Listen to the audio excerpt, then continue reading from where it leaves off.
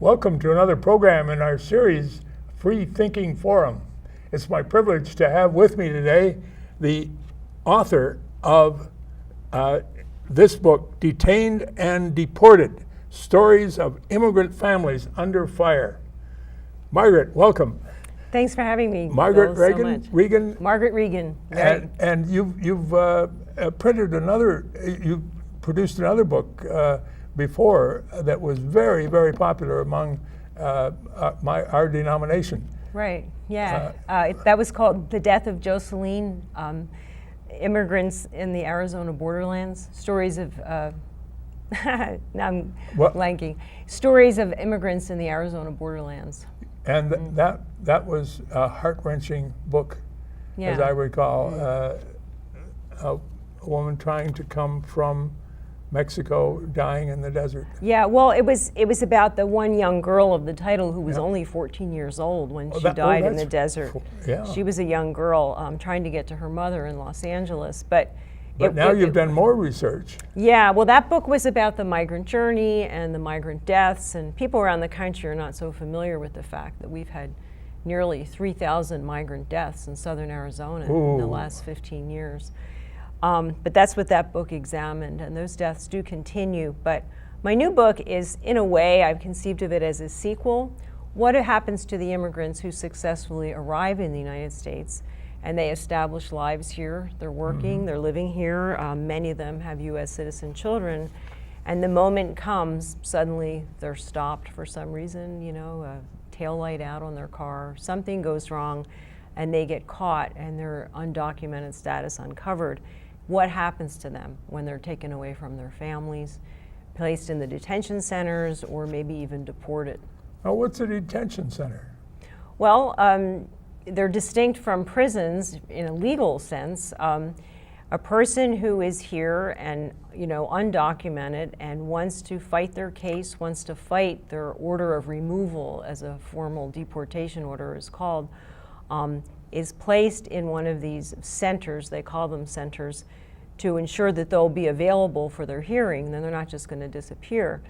But they're supposed to be very different from prisons, but they're not. They're very much like prisons. And they're CCA, Corrections Corporation of America, runs some of them, don't?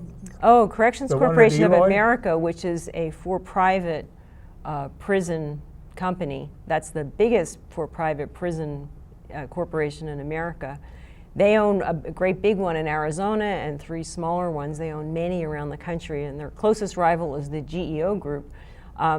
We have found that detention centers are a big business. The more immigrants who get detained, the more profits that these companies can make because they're housing the people. They get so much per day. That's right. Last time I checked, the one in Eloy, which is a really big one in Arizona, I think it's about, I'm in Arizona, I'm writing primarily about Arizona. That has about 1,600 beds, making it about the 3rd largest in the United States. That's quite a detention center. It's quite a detention center, and they're making about $124 a day. They've recently for each one person. Each person.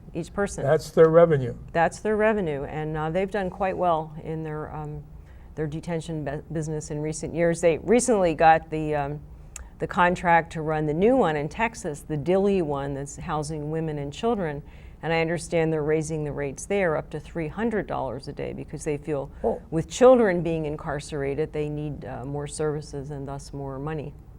Wow. Yeah. So this is costing the United States government quite a bit to detain people. Right. That's right. We didn't do this 100 years ago, did we? Well, yeah, we had Ellis Island. Everyone's heard about Ellis Island. Yes. Yeah, many of our ancestors came through there. We had Ellis Island, which is in the New York Harbor. We had Angel Island, which was outside San Francisco, which processed many immigrants from Asia.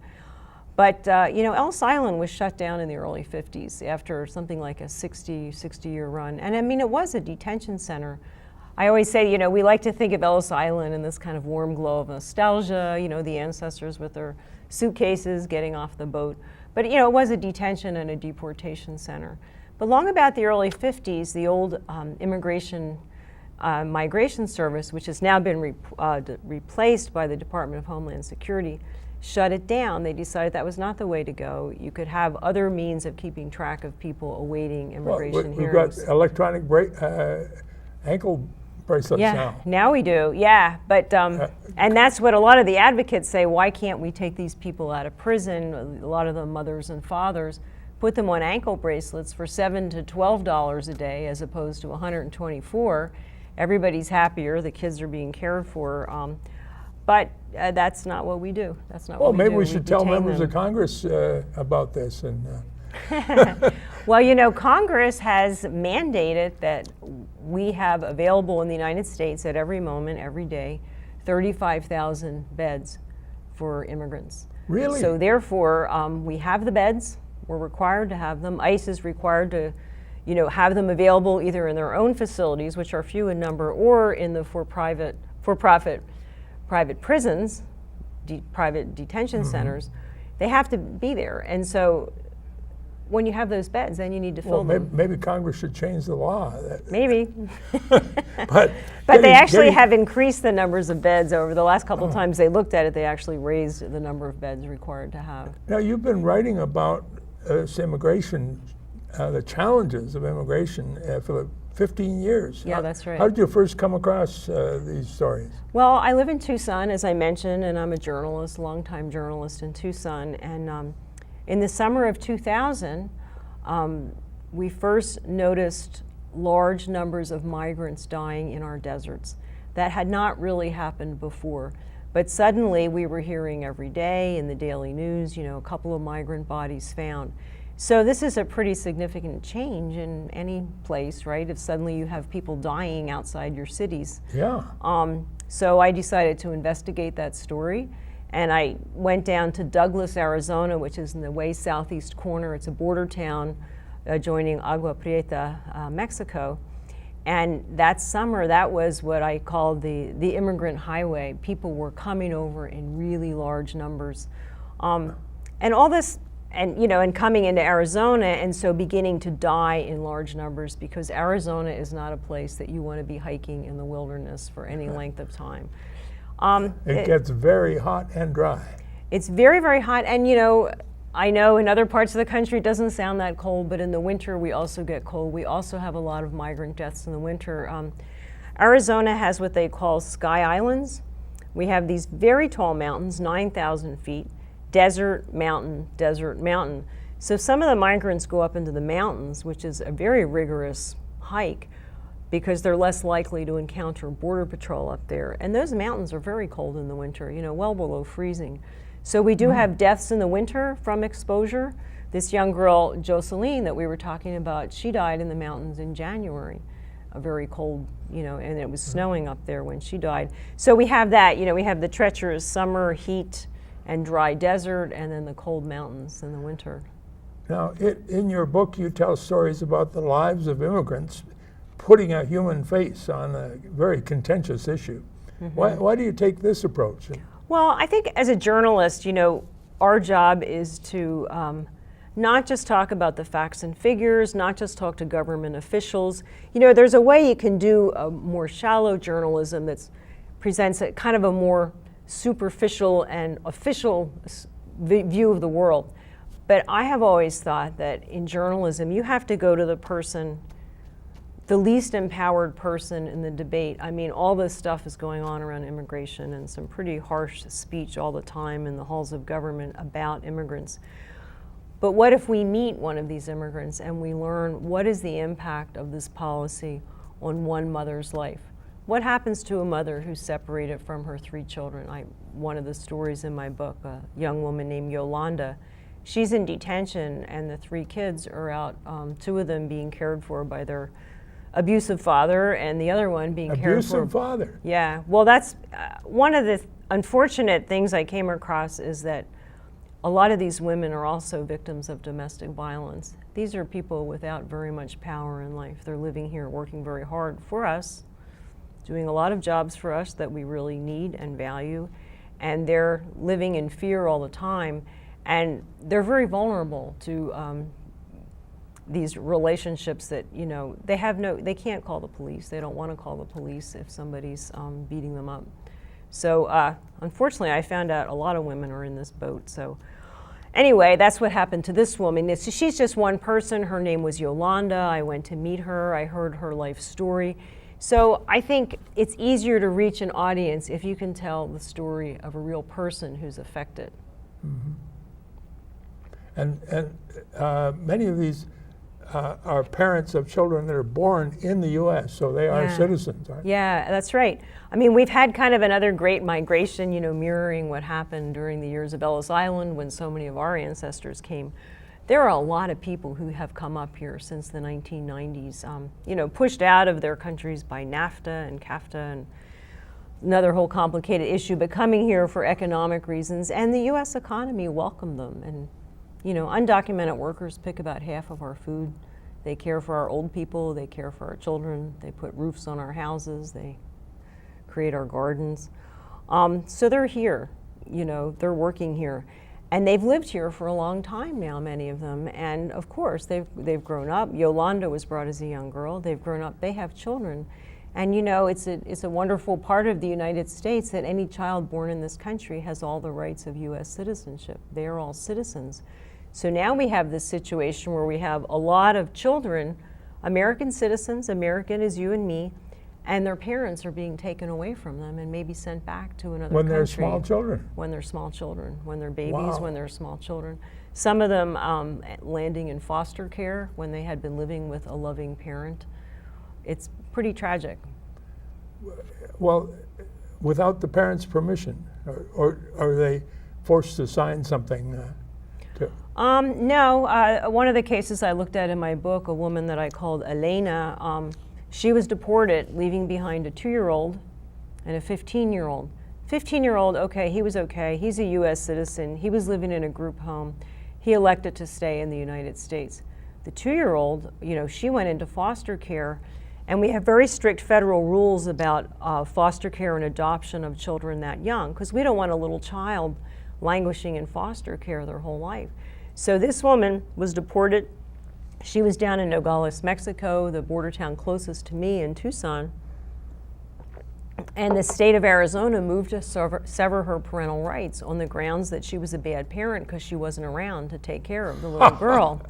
So, you know, this is CPS, that's one government bureaucracy, and this is ICE over here. And the other crazy thing that happens is the mother's not around, and you know, she's deported, but it's held against her if she's not present for family hearings. So that particular mother, she very nearly lost her legal rights to that little child. But she was able to keep? She was able to get her only because, you know, she's down there in Nogales and she happened to run into some activists who really helped her. A social worker who helped her negotiate with CPS, and they got a pro bono attorney for her to help her on her immigration case. But that's rare. So it's rare, and you know, it's a lot harder to do that on your own. It's harder for any of us to deal with a government bureaucracy, right? So in her case, I mean, it was kind of a miracle. She was able to get that little child back, and the CPS brought her down from the little girl from Phoenix down to the border in Nogales. I witnessed the reunion of mother and child. They'd been separated for 14 months. And by the time the little girl came back to her mother, they didn't even speak the same language. So it's a happy ending. The but child did not recognize she kind of recognized her mother because they had talked on the phone during that long period. The mother was very motivated to keep her family together. So she called both kids almost every day during that period.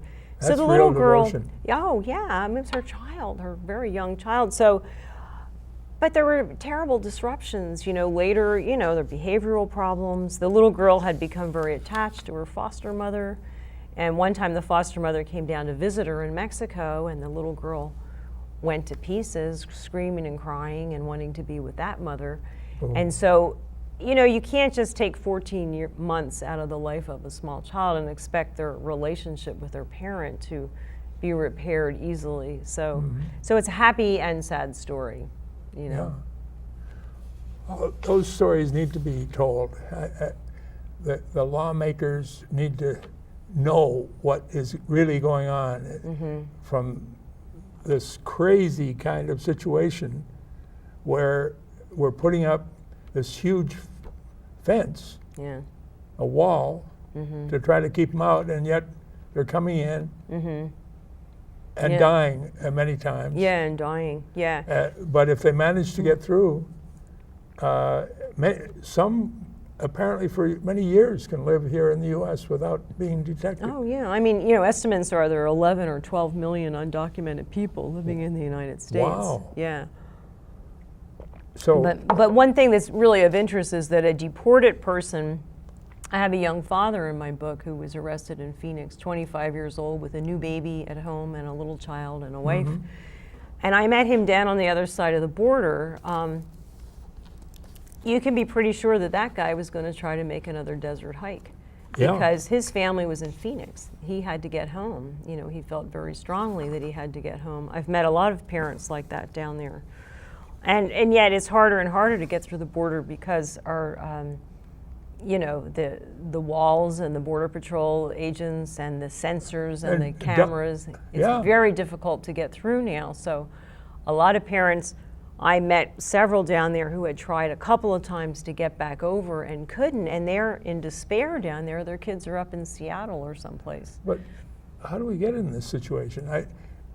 How do we get we there? had a non-functional law to begin with that allowed people to come in over the border for many decades, apparently, without documentation. Well, it was never lawful, but we turned a blind eye to it.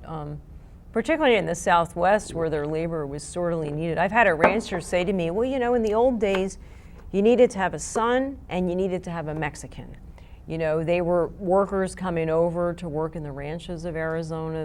They were very valued for their ranching skills and horse skills. In the mines of Arizona, they were very valued labor because they paid them about half what they were paying the white laborers. Half? Yeah, and this is going back to the 19th That's century. exploitation, isn't it? Well, yeah, and discrimination. It's not allowed nowadays, but anyway, so the mining industry in Arizona really depended on them. So the whole country really depended on, the labor of these immigrants coming in. And, we go back and forth on immigration. We change the number of people who can come in legally. And it seems to me that would be a fairly simple solution to change the visa numbers for Mexicans, for example, to accommodate the economic need that we have developed for them. Put it in alignment. All these people are coming to work and we need their labor, but we also keep them illegal and in fear. Yeah. Why not just say, okay, bow to economic reality. We have X numbers of people working here. Why not give them visas? I mean, in a way, that's what immigration reform would have done. You'd have to go through a process, to show your value. Now, your book has gotten very high praise. Oh, yes, it was exciting. It was starred by Publishers Weekly? Yeah, I got a starred review in Publishers Weekly, which in the publishing world, as my publisher at Beacon Press would tell you, that's a big deal to get a starred review in Publishers Weekly because that means most bookstores will order the book. That's what I'm told, and the libraries. I've gotten very good reviews in the library press, and I got to hand it to librarians. They've written some very excellent reviews for me, very learned, and they also are familiar with my earlier book, The Death of Jocelyn, and in these reviews they've cited both books and highly recommended it. So that's quite thrilling for me. Yeah. Kirkus reviews, a timely look at the inhumane effects of immigration policies in the United States. We citizens of the United States are responsible for that. Yep. Inhumane. It's us doing effects. it. Yep, that's correct. Regan's two books bring into focus the fates of undocumented people fighting against the odds to make it into America, and then, if they get here, struggling and often failing to build a life, a secure life here. They get yanked out of their family with their U.S.-born children. Right, yeah. And then you sort of look at it, from the point of view of the human rights of the child. What is your right to be raised by your own parents? It's a kind of a shift in thinking. What about that child's right to be raised by his or her mother and Important father? point, Yeah, yes. yeah. I mean, it's a pretty serious thing for a government to separate that family unit. I mean, and there are kind of international standards in the, there's this whole document from the UN, the International Rights of the Child, which we never signed, actually, the United States. Why not? Well, we like doing what we want to do, you know. We tend not to join the international agreements, I guess. But that was one of the points in it about migration. And you know, it's really important to note that this is not just a problem with the United States and the US-Mexico border. Look at what's been happening in the Mediterranean, you know, has come to all of our attention. You know, we have a global economy, right? Yeah. The whole economy is inextricably linked right now, and capital can move across borders, can and does move across borders, but we still do not have free migration of labor, and yet there are many people all over the world trying to go to a place where there are jobs so they can have a decent life, and being thwarted, whereas, you know, the employers can do what they want. And of course, the humanitarian issues are also really important, obviously, in Africa, and in the big surge of migrants last summer coming from Central America. I mean, they were basically mothers and children fleeing violence in Guatemala and El Salvador and Honduras. So they really are people seeking asylum. Yes, and I understand the State Department recommends Americans not go to Guatemala. Yeah, that's right. If you look at because it is too dangerous. There are too many murders. Very high murder rate in Guatemala right now. So, yeah, you know, and that all goes back, you know, 30 years to U.S. foreign policy and interventions that we had there. I'm sorry to say, you know, we're kind of bearing the fruit of what we did there a generation ago. You know. And yet, we're often called a nation of immigrants. Yes, we are, and we're all the children of immigrants. At one of my talks, I have a friend who's a member of the Tohono O'odham Nation in Tucson, and he stood up at one of my talks. He said, well, you know, and there were several other authors. We're not immigrants. He said, now Margaret shared her immigrant history in her book, her first book. He says, well, I've been here 18,000 years. He said, what about you other people in the panel? You know, what is your immigrant story? And we all have one. Yeah. You know, and they're fairly recent stories, you know, when you look at historical time. And you have a story going back to... My family is Irish on both sides, all the way back. That's why I have my green shirt on here. The first, on my mother's side of the family, they came during the famine years from Ireland, you know, which was really, as one historian says, a pell-mell flight of refugees coming out of Ireland. So that's the 1840s. And then my father's side of the family came around 1870s. And I had a very interesting experience with respect to the current immigration crisis. Before I started writing about it, my father was a big jovial storyteller, very Irish, you know, very verbal and funny, and I loved him dearly. And he always told us about the Irish immigrants, and his grandparents were the Irish ones. And when he died, in my grief, I wrote a whole story about him and his life, and I researched the whole Irish immigrant experience, which is pretty bad. I mean, we have had a pretty bad record, generally speaking, from the beginning of this country with people who are perceived as different. It's forgotten now, you know, Irish people have this extremely white skin. They were considered a separate race from white Americans. They had a new and strange religion, Catholicism, which Americans at that time thought was going to threaten the democratic project, because you're going to have this Pope ruling in America. And when they came here, starting in the 1840s, they were very, very poor and desperate. So they were not welcome in this country, and they had a very rough time. You know, my father's immigrant grandparents both died young of disease in Philadelphia in those crowded living conditions. My grandfather grew up on the streets pretty much after being orphaned. So it's a pretty rough immigration history. You know, the old signs, Irish need not apply. Oh. Anyhow, so I wrote this whole story. I had just done all this research about it. It was a very, as you can imagine, very emotional for me. Yes. 3 months later, I was down on the border of Mexico, and I got into the Border Patrol headquarters. I saw these people in jail. I met a man whose cousin had just died that day in the desert. And I thought to myself, I mean, because I was conscious of this other immigration story, and I said to myself, this is the same story. this is the same story I just wrote, only now it's 150 years later. Yeah. And we're still treating the world's poor and desperate as criminals when they try to come here to have a better life. I think we have higher standards of humaneness, of civilization, that we need to pay attention to in order to straighten out this policy. Yeah, yeah.